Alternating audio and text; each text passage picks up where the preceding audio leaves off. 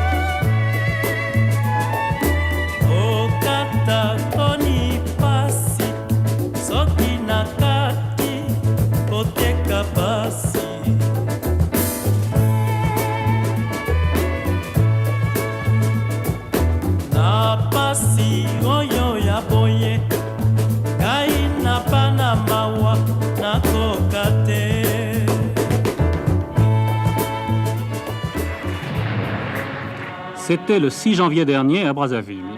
Salué par 21 coups de canon, le commandant Mariam Gouabi, 32 ans, président de la République, chef de l'État et président du nouveau parti unique, le Parti congolais du travail, prêtait serment à la nouvelle constitution marxiste-léniniste du peuple congolais.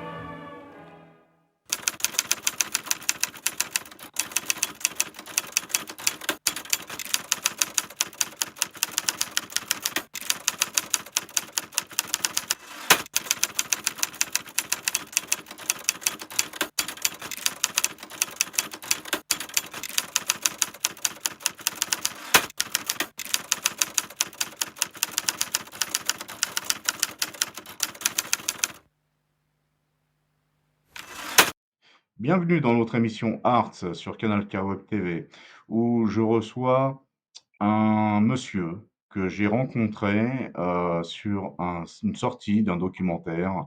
C'est monsieur Alex Ibaka Zabana, témoin de ce qui s'est passé également au niveau de son vécu. C'est pour ça que j'ai voulu l'avoir dans notre émission. Comment ça va, Alex?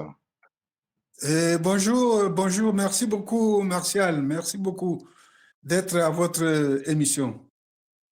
Bah, écoute, moi, ça me fait plaisir également parce que je pense que tu as beaucoup de vécu.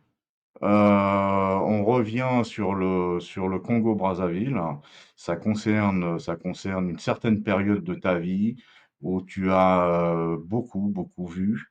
Mais d'en arriver là, je voudrais me concentrer tout d'abord sur le documentaire que tu te portes également comme témoin.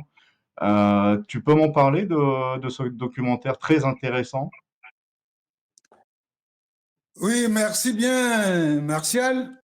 Et le documentaire Les Révolutionnaires a été réalisé par Talbou Kambou, Ah, un patriote congolais qui fait un travail de mémoire historique pour établir les faits passés, que notre jeunesse puisse avoir des éléments afin de comprendre ce qui s'est passé dans notre pays.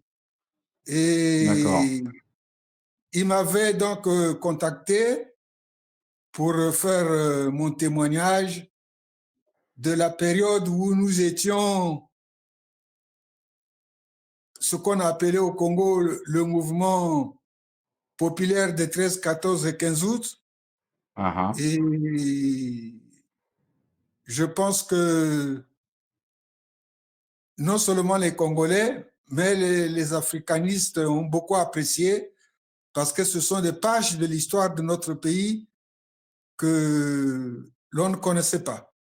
le producteur a mis en éveil des étapes les plus principales de tout ce qui s'est passé au Congo depuis l'arrivée des Brazza jusqu'à la conférence nationale souveraine. Et en passant par l'expérience que notre peuple a vécue de la révolution de 13, 14, 15 août avec la chute de quelle année? De quelle année? C'était le 13, 14, 15 août 1963 à Brazzaville avec la chute du premier président de la République, l'abbé Fulbert Yulu. D'accord. Et on dirait pas, hein, mais c'est vrai que tu as plus de 80 ans, mon très cher Alex. Je te félicite de la forme que tu as, qui m'impressionne. Ensuite, au niveau du Congo, Brazza, il y a eu beaucoup d'événements, des guerres civiles également. Et je crois même que dans ce documentaire, tu en parles. Mon cher Martial, l'histoire du Congo est une histoire émaillée de violence. Depuis 1892 à 1896 fut la première résistance qui s'est organisée depuis ce qu'on appelle les pays Sundi jusque dans les pays occupés à l'époque dirigés par le Maoko Ilo de la communauté Teke. Et cette résistance a été dirigée par les principaux résistants autour de Mabiala Manganga. Et lorsque Mabiala Manganga a été décapité, au niveau de Mbé, on a aussi décapité un officier français.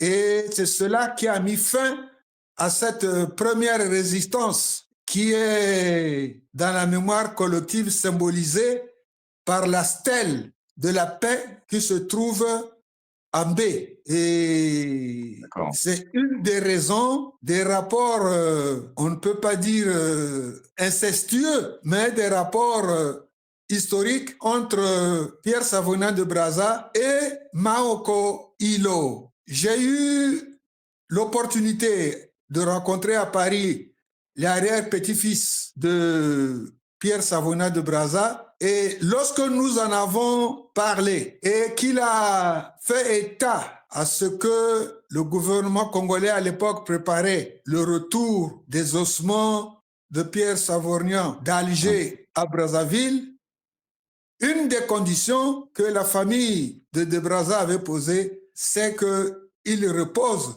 à côté des restes de Maoko. Et cette conditionnalité n'avait pas été remplie, et c'est ce qui fait que la famille de Pierre Savona de Brazza demanderait actuellement que les restes de Brazza soient rendus à sa famille. Voilà en ce qui concerne l'étape coloniale.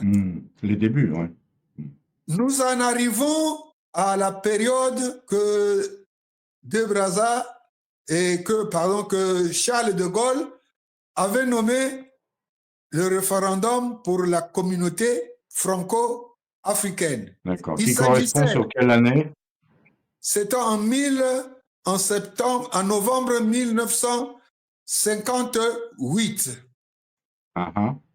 Et pour ce référendum, de Gaulle demandait aux États africains soit de choisir pour l'indépendance, soit pour choisir de rester dans la communauté franco-africaine.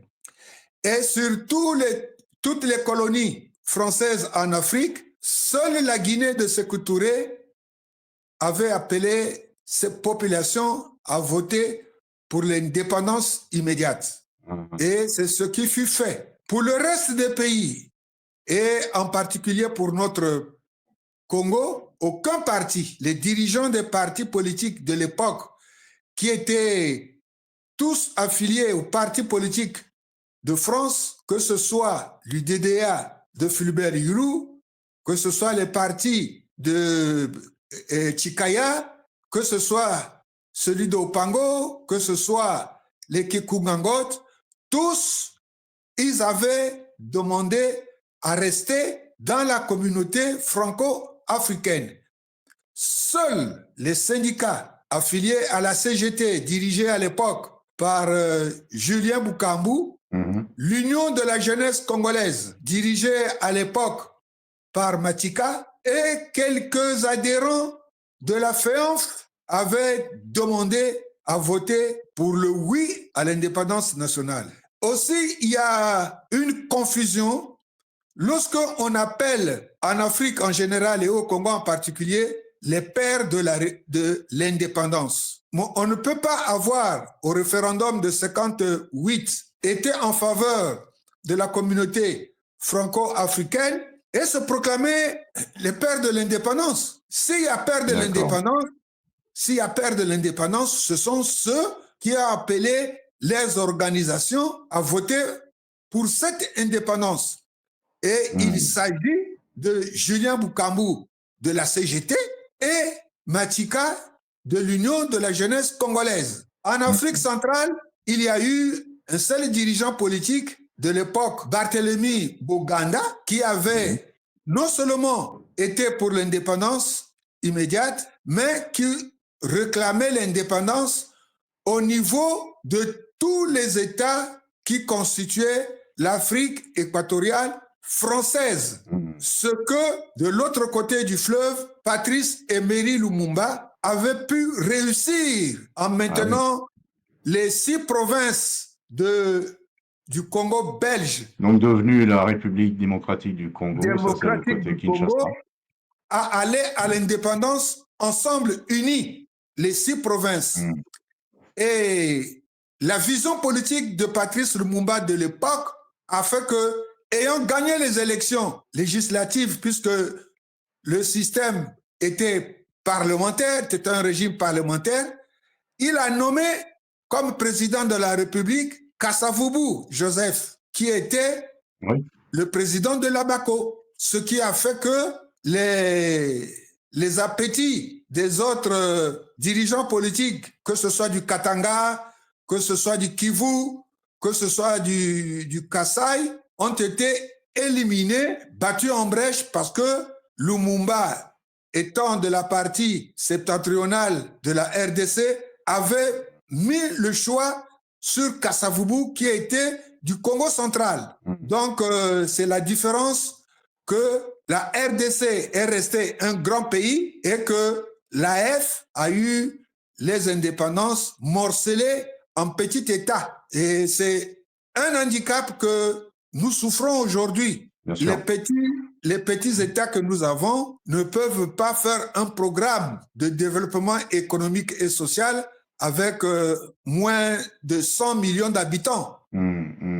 Et c'est là où nous pensons que la victoire de l'Afrique viendra d'abord de l'union politique. Il faut d'abord une union politique afin que notre souveraineté soit garantie. On ne peut pas parler on ne peut pas parler de l'indépendance ni de la souveraineté avec les petits États créés en 1885 à la conférence de Berlin, où les Africains eux-mêmes étaient absents. Voilà sur ce côté historique.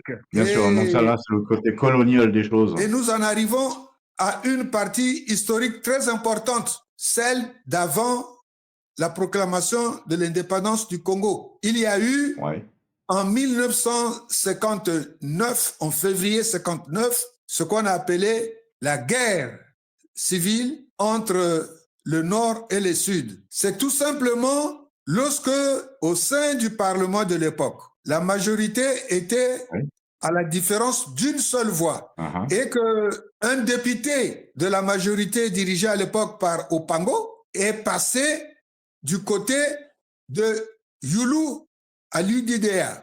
Et c'est cela qui a provoqué les émeutes qu'on a malheureusement considérées comme c'était des guerres tribales. Et en cela, moi je ne suis pas gaulliste. La sagesse qu'à l'époque avait eu le président de Gaulle, il a fait venir les troupes françaises basées en Centrafrique pour venir à Brazzaville mettre fin à cette guéguerre. À l'époque, j'étais jeune, je vivais chez mes parents et notre parcelle était devant le commissariat de la rue Miadeka, pour ceux qui s'en souviennent, où il y avait un commissariat de police. Et nous avons vu débarquer des militaires français qui ont mis fin à ces émeutes, à cette guerre de 1959. Et ça, c'est un point positif à De Gaulle. Bien sûr. Le deuxième aspect positif que j'accorde à De Gaulle, c'est lorsqu'il y a eu le mouvement de 13, 14 et 15 août, lorsque Youlou, président de la République, téléphone à De Gaulle pour que ce dernier fasse appliquer les accords de défense, De Gaulle a dit niet, parce que Madame De Gaulle était la sœur de l'évêque de Brazzaville et elle était au courant par son frère de tout ce qui se passait, des digressions de la politique de l'abbé Philbert Youlou. Et Youlou, en demandant l'application des accords, pensait que De Gaulle devait être favorable. Et De Gaulle a dit non. Et c'est à ce moment que, face qu'il y avait déjà 3 morts des syndicalistes, et Youlou était dans l'obligation de démissionner. Contrairement en 1997, la France, par M. Chirac, qui en assumait les destinées, a été à l'organisation, à la conception et au soutien au coup d'État militaire du 5 juin 1997 qui a ramené au pouvoir M. Denis Sassou Nguesso, qui avait été omis du pouvoir après la conférence nationale et l'élection du président démocratiquement élu Pascal Lissouba. On en arrive en 2015, lorsque le pouvoir de Brazzaville, avec Denis Sassou, organise le référendum anticonstitutionnel pour se faire présenter à l'élection présidentielle. Mais c'est encore un président, c'est un président français, François Hollande, qui vient au secours de Sassou Nguesso par la déclaration qu'il avait eu à faire que M. Sassou avait la légitimité d'organiser ce référendum. Alors que l'oligarchie politique française, par le biais de la France-Afrique, sait très bien que toutes les organisations des élections présidentielles en Afrique sont pipées d'avance. La preuve en est que en 2016, les élections qui ont été organisées, c'est Mokoko qui était en tête, suivi de Parfait Kolela. Et en 2021, les élections auraient dû être suspendues parce qu'un des candidats a trouvé la mort en plein processus électoral. Tout cela, c'est pour dire que nous avons écouté les propos, les recommandations de ce qu'on appelle la communauté internationale. De par les opportunités que j'ai eues d'assister aux réunions en tant que, parce que j'ai occupé les fonctions de coordinateur des organisations de la société civile pour la défense des droits de l'homme et la démocratie. J'ai donc participé aux réunions avec les ambassadeurs de l'Union européenne. J'ai participé aux réunions avec l'ambassadrice des États-Unis de l'époque. J'ai participé aux réunions avec les délégués des institutions de Bretton Woods, donc du Fonds monétaire international. D'accord, donc je comprends mieux pourquoi tu te portes témoin des choses.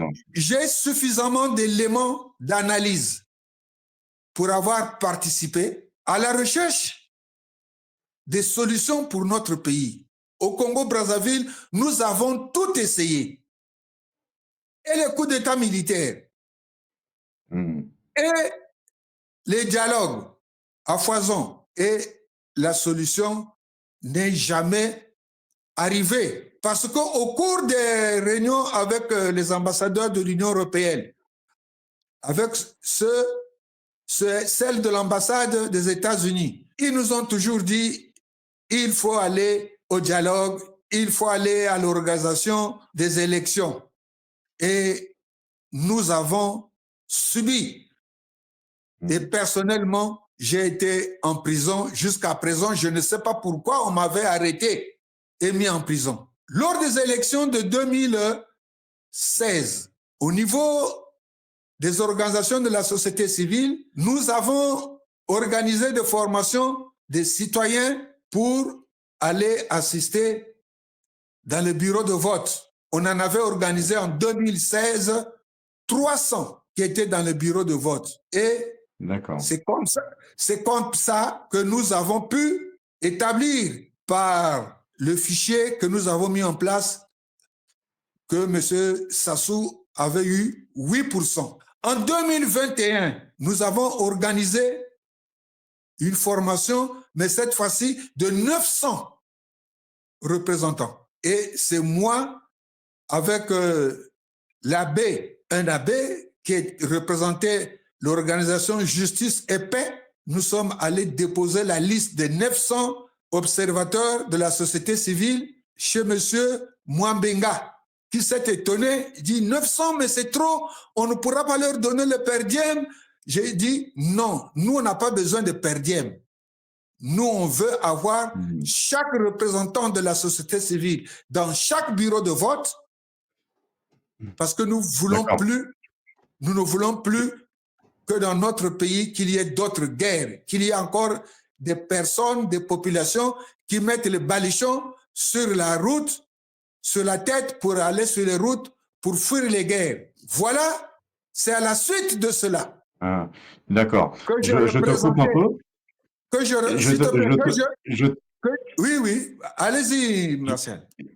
Je te coupe un peu parce que j'ai juste une question qui me vient. Tu sais, j'ai reçu une personne qui, à travers une association de la paix à Brazzaville, n'a pas pu me dire vraiment le nombre d'habitants dans le pool. Ma question est simplement comment se font dans ce cas-là les élections? Martial, je t'ai dit tantôt qu'au Congo, nous avons tout tenté. Je ne parlerai pas de découpage électoral, parce que le découpage des circonscriptions dans notre pays est fait d'une manière que les ressortissants de pays occidentaux ne peuvent pas comprendre. Là, dans les circonscriptions, là où il y a plus d'électeurs inscrits, il y a moins de sièges. Et là où il y a moins d'inscrits, c'est là où il y a plus de sièges, pour favoriser tout simplement le PCT à arriver au Parlement. D'accord. Donc le PCT, c'est le parti au pouvoir. Le PCT, c'est le parti que Sassou a eu à prendre en otage après avoir assassiné un des créateurs de ce parti, Marien Ngouabi, après avoir assassiné les Diawara, les Matumba et les Ikoko, ceux qui représentaient la gauche au sein du mouvement populaire congolais, parce que les gens ne le connaissent peut-être pas. C'est Diawara qui a conçu et écrit les statuts du Parti congolais du travail qui ont été déployés le 31 décembre 1969. Maintenant, vous parlez d'assassinat. Bon, c'est la voix populaire, c'est la compréhension aussi, c'est certainement votre vécu, etc. Mais il n'y a pas eu de jugement sur tout ça. Il n'y a pas eu, non, je pense, ni d'enquête sur ça. Je ne peux prendre part, je suis dans la neutralité, il ne faut pas l'oublier. Donc, ce que vous dites, c'est votre vécu, c'est votre compréhension. Il est vrai qu'il y a quand même 40 ans de pouvoir qui s'est installé depuis, que le pays est toujours au même résultat. Mais, Martial, il y a un adage de chez nous qui dit on ne peut pas cacher éternellement la vérité. Bien sûr. Et que le mensonge vient par l'ascenseur et la vérité par l'escalier. Depuis que Sassou a éliminé tous ceux qui ont eu à tenter des coups d'État dans notre pays, que ce soit Kinganga, que ce soit le M22 avec Ange Diawara Bidier, il n'y a plus eu des coups d'État dans notre pays depuis que Sassou est au pouvoir. Depuis l'assassinat d'un chef d'État en plein 14 heures dans sa résidence, assassinat qu'on a malencontreusement attribué aux ressortissants du pôle après l'assassinat du cardinal Émile Biayenda, enterré vivant pour la première fois. Après l'assassinat du président Massama Deba, dont on n'a jamais retrouvé le corps, il s'est passé d'autres assassinats. Surtout entre l'arrivée, le retour au pouvoir après le coup d'État du 5 juin 1997 et les années 2000, là où il y a eu les hécatombes dans le Poul. Ouais, d'accord, donc en 2002.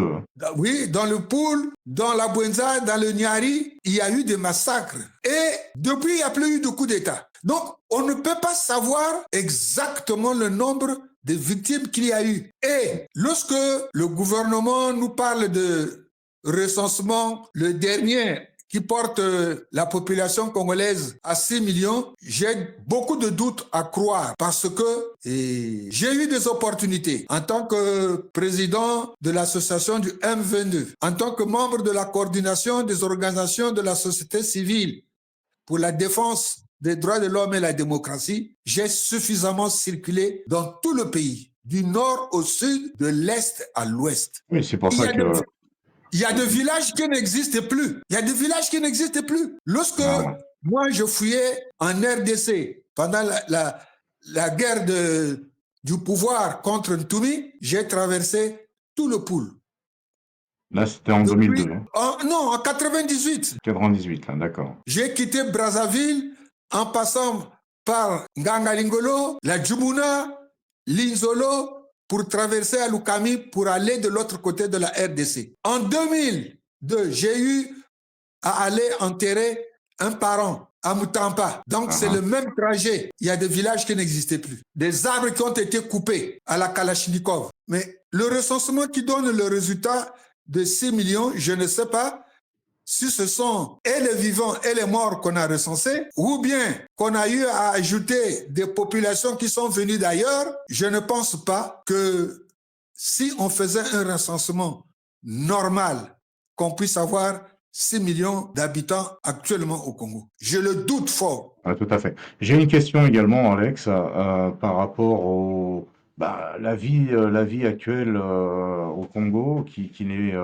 d'après ce que j'entends et ce qu'on me dit, pas simple, qu'elle soit dans le domaine économique ou politique ou social, même sanitaire. Qu'est-ce que tu en penses, Alex, de ce qui se passe actuellement et peut-être des prochaines élections? De un, j'avais dit que je ne savais pas pourquoi j'étais allé en prison. Et quand j'étais à la CID, parmi les chefs d'accusation qu'on portait à mon endroit, c'est que j'étais de connivence avec les gardes de la diaspora, dirigés par le colonel Pierre Moussunda, un colonel, en collusion avec le général Moukoko, avec les opposants politiques.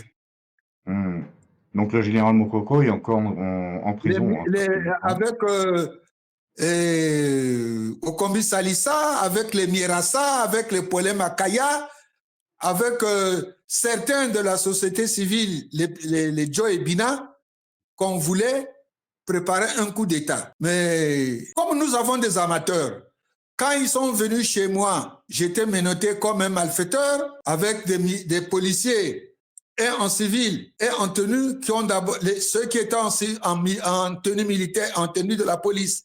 Ils ont bloqué les rues adjacentes à mon domicile. Ceux qui étaient en civil sont venus avec moi dans la maison. Ils ont fouillé chez moi, perquisitionné, comme on l'appelle. Ils ont trouvé que des photos de Ange Diawara Bidie, de Matou Pampolo et les photos de Jean-Baptiste Ikoko, comme ancien dirigeant congolais. Et comme dirigeant étranger, on a trouvé les photos de Che, Ernesto Guevara, et les photos de Fidel Castro, ainsi que des documents du MLC Lumumba que on m'envoyait pour mettre un regard, parce que en tant que panafricaniste, je suis lumumbiste. Et tous les jeunes de notre génération ont apporté un soutien militant au MNC Lumumba. Donc, par rapport à cette incarcération, puisqu'on m'avait taxé de collusion avec ce qui était à la diaspora, quand j'ai pu sortir du pays par les moyens que moi seul je connais, parce que je suis sorti par Maya, et quand je suis arrivé en France, j'ai cherché à connaître qui était le colonel Pierre Moussouda que je ne connaissais pas. Et lorsqu'on a eu contact, on a échangé plusieurs fois avec lui pendant longtemps, j'ai décidé que c'était une plateforme de résistants qui était sérieuse et je me suis intégré à eux parce que le programme du Congrès pour la renaissance du Congo est un programme logique, réaliste, politique qui se base sur l'histoire du Congo. Parce qu'au niveau du CRC, nous disons non à un énième dialogue. Nous disons non à la participation d'une élection avec M. Denis Sassou. Nous disons non au coup d'État militaire. Nous sommes pour la conscientisation de notre peuple, afin que notre peuple, et nous l'ont toujours demandé, les ambassadeurs de l'Union européenne, l'ambassadrice de France et des États-Unis à l'époque, qu'au Congo, ça ne bouge pas. Les populations sont inactives. On ne peut pas vous soutenir. Il faut que le peuple bouge. Et paradoxalement, lorsque un peuple opprimé ne veut pas casser les chaînes, ça veut dire que ce peuple-là n'a pas envie de se libérer. Et c'est à cause de cela que le programme du Congrès pour la Renaissance du Congo est de conscientiser le peuple dans les 12 régions, les 12 départements de notre pays, afin que le peuple s'exprime. Il y a la crise multidimensionnelle. Pour revenir à votre question, il n'y a pas d'eau, il n'y a pas d'électricité, il n'y a pas de route, il n'y a pas d'école, il n'y a pas de structure sanitaire, il n'y a pas de salaire payé à temps, il n'y a pas le paiement des pensions des retraités. Les étudiants, surtout ceux de l'étranger, les étudiants qui sont à l'étranger souffrent parce que j'en rencontre.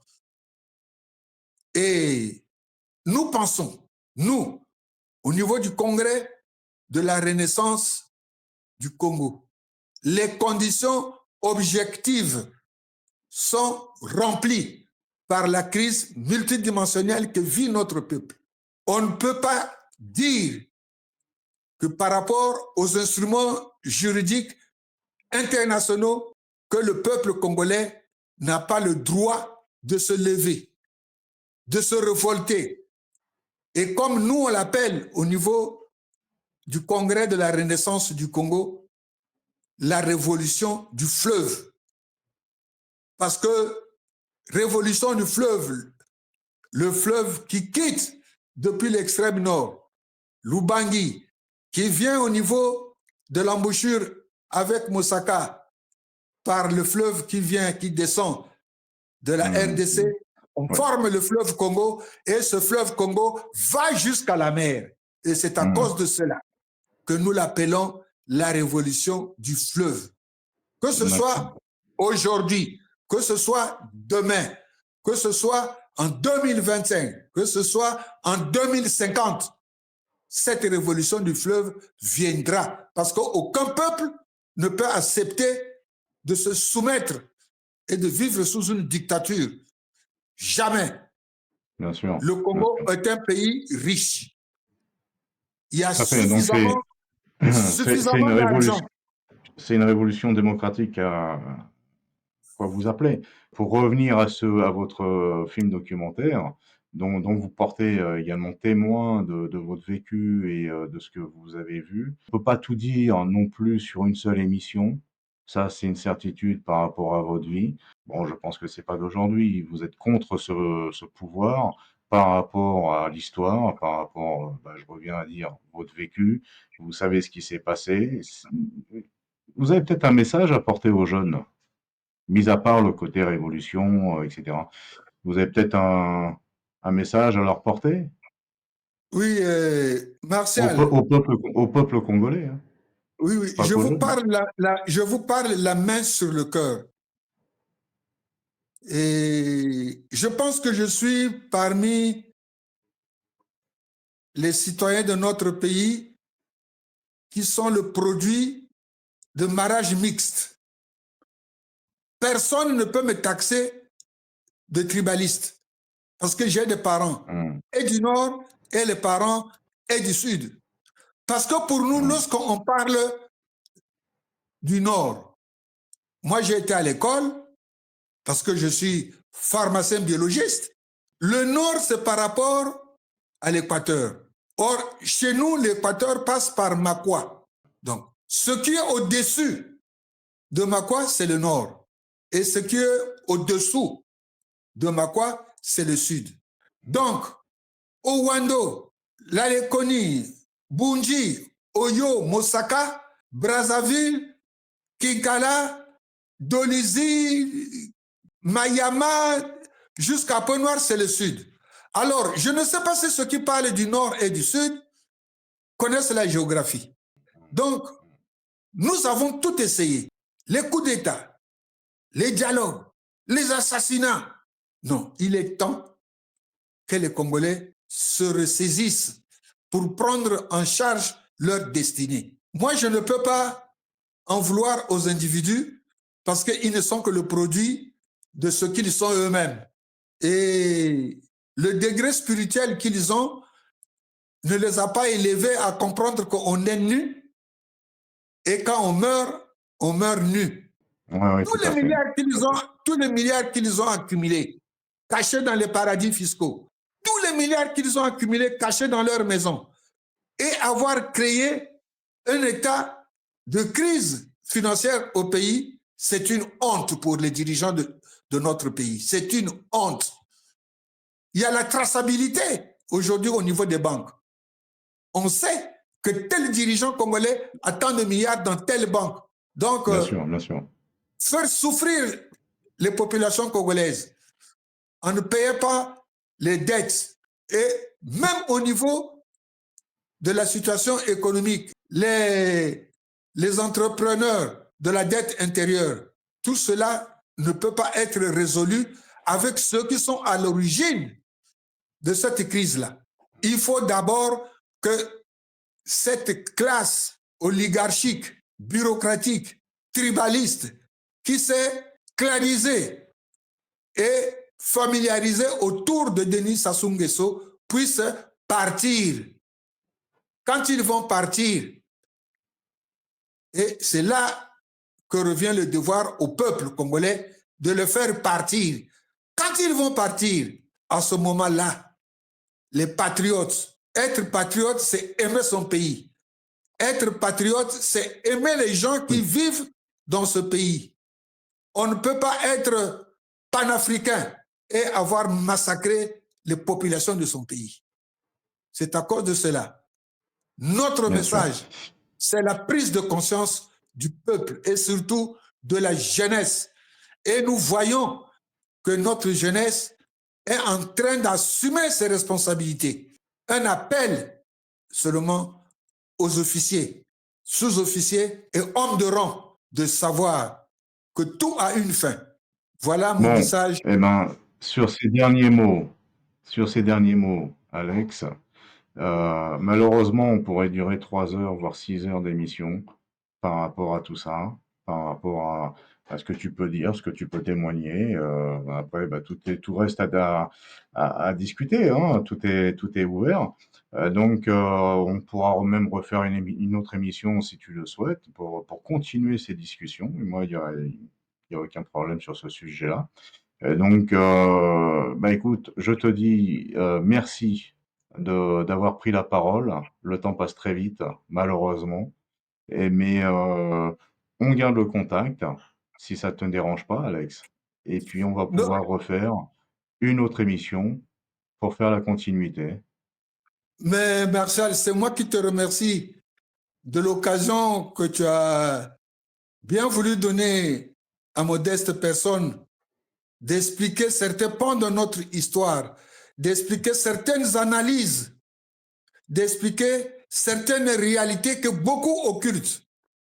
Ce n'est pas en restant derrière le clavier, en faisant des messages sur les réseaux sociaux que nous allons débouter le système clanique, dictatorial, tribaliste de Brazzaville. C'est en prenant conscience qu'il faut se lever, il faut se sacrifier. Beaucoup se sont sacrifiés. Beaucoup qui sont morts aujourd'hui. Leur sang a fertilisé le sol de nos ancêtres. Et aujourd'hui, avec tout ce que nous entendons, ce qui se passe au Mozambique avec la présence de l'armée rwandaise, il faut que les Congolais en prennent conscience que demain, ce sera chez nous, avec la présence des militaires rwandais qu'on a fait venir sous les faux accords économiques et agricoles. Merci beaucoup. Je reste à ta disposition à n'importe quel moment. Pour notre pays, nous disons Patria o muerte, venceremos. Bah écoute, Alex, je te remercie énormément. Je te dis à très très bientôt dans notre émission. Merci. Il n'y a pas de fumée sans feu. Mais il y a eu la fumée. Et les Diawara ont été informés qu'ils se préparaient un coup pour les arrêter. Mais ils ont déclenché le 22 février. Le 22 février 1972, Ange Diawara prend la tête d'un mouvement insurrectionnel. Le chef d'état-major Yobi Opongo s'y oppose. Mon père me disait que le mouvement, même les revendications du mouvement du M22 n'étaient pas fausses. Mais il n'y avait pas besoin d'utiliser les armes pour ça. Voyez-vous? Et il a défendu l'État, il a défendu son frère Marien Gwabi. Il n'a jamais été question pour nous de demander à Matou Pampolo d'assassiner Gwabi. Matou Pampolo est allé à Pointe-Noire parce qu'il y avait été commissaire de gouvernement avec des jeunes. On lui demandait de ranimer un mouvement de jeunes pour appuyer éventuellement notre rébellion de Brazzaville. Nous ignorons totalement que Gwabi y allait. Ils l'ont assassiné.